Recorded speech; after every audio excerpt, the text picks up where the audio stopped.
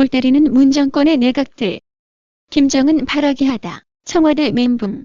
3월 23일 토요일, 아직 꽃샘 추위가 완전히 비켜가지 않은 쌀쌀한 날씨에도 불구하고 대한애국당 주최 서울역에서 열린 태극기 집회는 많은 애국 시민들이 참여해 문재인 좌파 독재 정권의 실정을 대외 국민들에게 알리고 박 대통령 무죄 석방을 외쳤습니다. 외신 기자에게 매국이라는 극단적 표현을 사용하며 논평을 냈던 민주당 이해식 대변인은 문제 제기 사흘 만인 지난 3월 19일 논평을 내고 외신 기자들에게 오해를 불러일으켰다면 사과드린다고 밝히며 결국 꼬랑지를 내렸습니다. 그럼에도 그 여파는 여전히 가라앉지 않고 있습니다. 지금 보시는 사진은 한국은 디지털 독재로 향하고 있는가? 라는 제목의 포브스 기사입니다. 입으로 허벌나게 민주파리 하며 방송 언론 공공성을 주장하는 문재인 정권의 이중성이 해외 언론에서도 무참히 까발려지고 있습니다. 또한 국제언론인협회 IPI도 가세하여 최근 더불어민주당이 문재인 대통령은 김정은의 수석 대변인이라고 보도한 미국 블룸버그 통신 기사를 매국에 가까운 내용이라고 비난한 데 대해 용납할 수 없는 일이라고 했습니다. 현지 시간 3월 20일 IPI는 민주당은 기자의 역할이 정부의 응원단원이 아니라 공익 사안에 대해 독립적이며 비판적으로 보도하는 것이라는 점을 이해해야 한다고 했습니다. 이어 기자에 대한 민주당의 이 같은 공격은 기자의 안전을 해칠 수 있는 잠재력이 있다면서 앞으로 이러한 선동적인 발언을 자제할 것을 촉구한다고 했습니다. 3월 22일 서해수호의 날을 맞아 군수 통치권자 타이틀을 갖고 있는 문재인은 작년에 이어 올해도 기념식에 불참하며 자유한국당의 거센 비판을 받아야 했습니다. 나경원 한국당 원내대표는 이날 오전 국회의원 총회에서 대통령은 대한민국 최고의 국군 통수권자이고 국군 장병 최고사령관이자 우리 국민의 생명과 안전의 수호자라며 그런데 대통령이 북한 눈치를 보느라 서해를 외면한다. 문 대통령이 어떤 안보관을 갖고 있는지 적나라하게 보여주는 상황이라고 비판했습니다. 나경원 원내대표는 근데 이런 상황 속에서 어제 열린 NSC 국가안전보장회의 논의는 무엇이었나? 남북협력 상황 점검이라는 것이다. 도대체 이 식을 줄 모르는 문재인 정부의 대북 퍼주기 열정, 문재인 대통령께 간곡히 부탁드린다. 오늘 하루만이라도 대한민국의 안보를 생각해 주시라고 당부했습니다. 전희경 한국당 대변인도 논평을 통해 안보에 여해가 없음은 자명한데 문 대통령은 취임 후 한 번도 이 행사에 참석하지 않았다. 국군 통수권자가 보이지 않는 전몰 군장병 추모식이란 있을 수 없다며 제1야당 대표가 서해 수호의 날 기념 행사에 유일하게 참석했다는 것이 오히려 이슈가 되고 기사가 되는 나라, 이게 나라인가라고 되물었습니다. 전희경 대변인의 지적처럼 서해 수호의 날 기념식에는 여야 5당 대표들 중 황교안 대표만 유일하게 참석했습니다. 온라인 누리꾼도 대통령이 좋은나 편향적이네. 입으론 민주거리면서 행동은 더불어 퇴보. 입으로 국민 알 권리거리면서 국민은 알 필요가 없습니다. 이지랄이라고 조소했습니다. 한편 이날 북한의 천안함 폭침 도발과 연평해전 등을 불미스러운 충돌이라고 표현한 정경두 국방장관의 사퇴, 해임 요구가 빗발쳤습니다. 자유한국당은 정경두 국방부 장관 해임 건의안을 제출했습니다.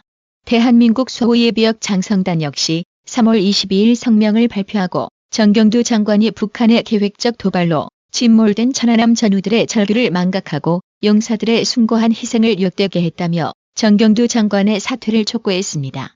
대한민국 장관으로 북괴 눈치나 보며 실언이나 하고 자빠진 정신머리 없는 정경두 장관에게 딱 하나만 물어볼게요. 나라 지키다가 순국하면 개죽음이라는 뜻인가요?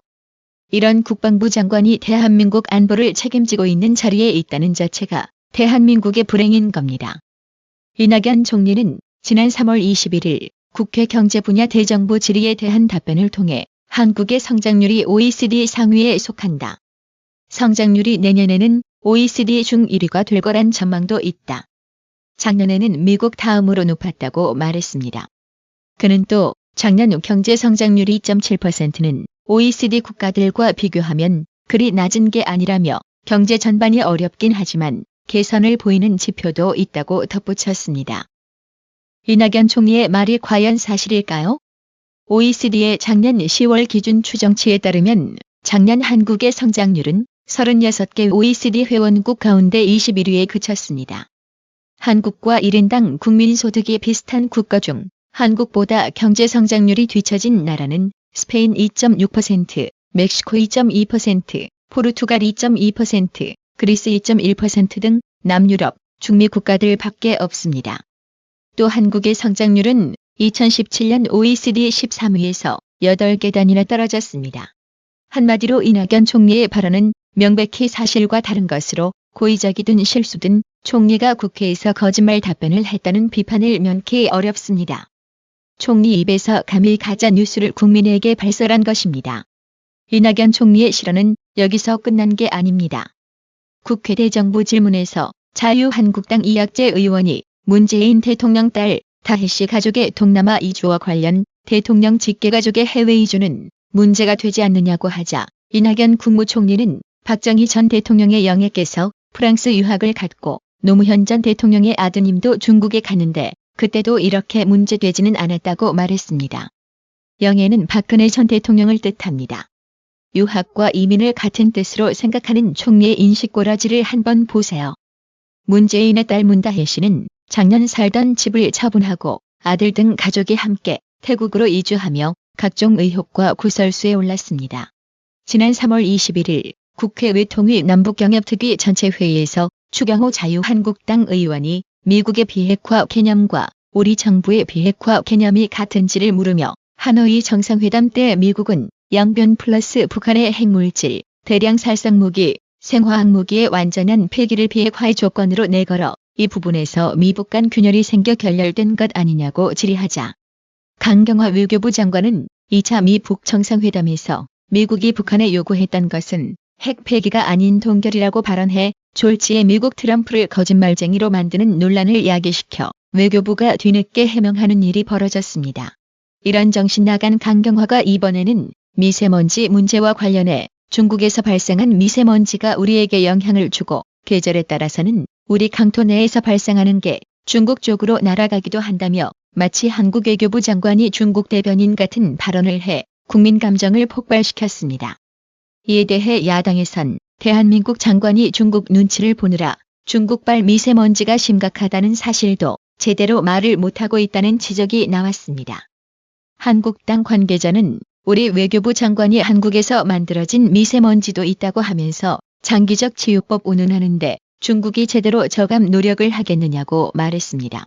서해수 이날 기념식을 불참한 문재인은 대신에 대구 방문을 선택했습니다. 각종 뒷말들을 남긴 문재인의 대구시장 방문도 보여주기 생쇼라는 온라인 누리꾼들의 댓글이 달렸습니다.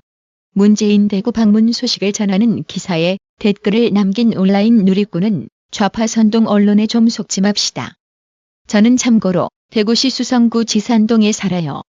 그날 가까이서는 아니지만 멀리서 삿대질하고 욕하는 사람 천재였음. 왜 자꾸 이런 언론에 속아요. 참말로 대구 사람이지만 너무 한심한 생각이 듭니다. 대구에서 살고 태어난 사람들은 절대 진보 안 뽑아요. 대구만 빼고 전 국민이 박 대통령 욕하고 자유한국당 돌 던질 때도 대구만 보수 거의 다 밀었습니다.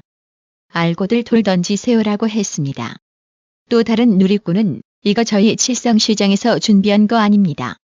정부 요원들이 와서 주변 보안 점검하고 깨끗이 한다고 생난리 피우더니 갑자기 환영 현수막 붙고 대통령 오니 갑자기 시장 상인들 아닌 다른 사람들이 몇십 명 우르르 오더니 문재인 연호하기 시작했습니다. 나중에 알고 보니 민주당 대구 사람들이 있더라고요. 여러모로 불편했던 하루였습니다라고 현장 상황을 전했습니다. 강경화 장관의 헛소리와 달리 앤드루 킴 전 미국 중앙정보국 CIA 코리아 미션 센터장은 2차 미북 정상회담과 관련해 북한은 괌, 하와이 등 미국 내 전략 자산을 없애야 한다고 주장했다가 합의가 결렬됐다고 밝혔습니다. 그는 북한이 주장하는 조선반도의 비핵화와 미국의 비핵화 개념이 대단히 달랐다며 김혁철 대미 특별대표는 영변 외 핵시설은 나도 처음 듣는 얘기라고도 했다고 전했습니다. 요약하자면 북한이 비핵화에 대한 의지와 명확한 개념 정의도 없이 미국 측의 해고산 제거를 요구한 셈입니다. 또 앤드류 김은 하지 않은 이야기를 만들어내 계속해왔다며 미국이 청와대를 측을 상당히 불신한다고 밝혔습니다. 이미 나라의 TV를 비롯하여 우파 단체와 정치권은 문재인 정권이 내뱉는 한반도 비핵화 용어에 대해 숱하게 우려를 표명하며 북한 비핵화라는 명확한 용어를 사용할 것을 주장해왔습니다. 결국 미국 상대로 말장난하다가 회담이 깨지는 사태 발생의 원인 제공을 문재인 정권이 한 것입니다. 하노이 회담에서 북한이 비핵화 의지가 전혀 없음이 드러났는데도 문재인 좌파 정권은 대북 경협을 통해 중재자 역할을 계속하겠다는 입장을 고수하고 있습니다.